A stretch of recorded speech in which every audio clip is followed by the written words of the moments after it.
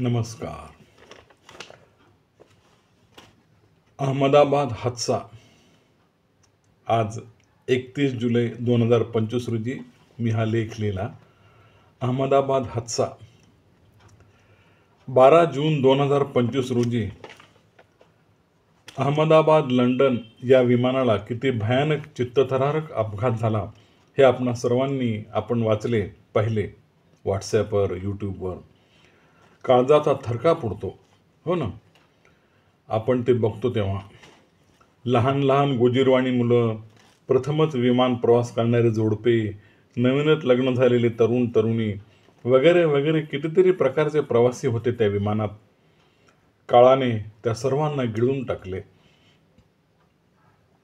एक नशीबवान बिचारा, त्याने विमानातून खाली उडी मारून स्वतःला वाचवले.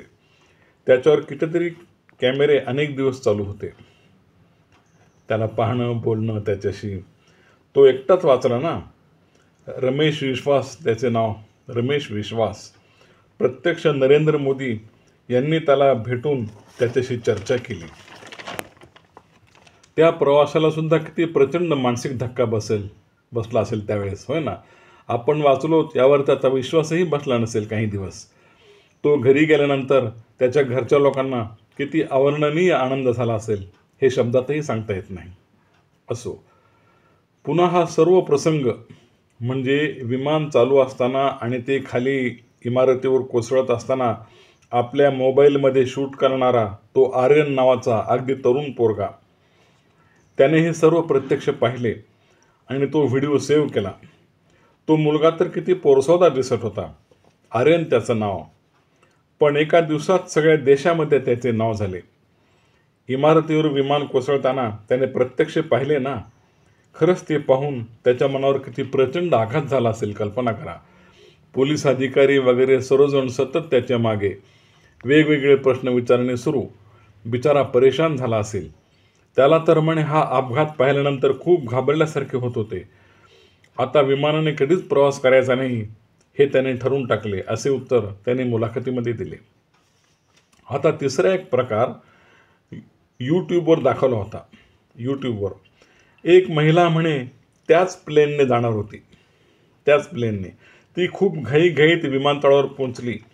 पण तिचे तेच प्लेन थोडक्यात निघून गेले. फ्लाईट हुकली त्या प्लेनची.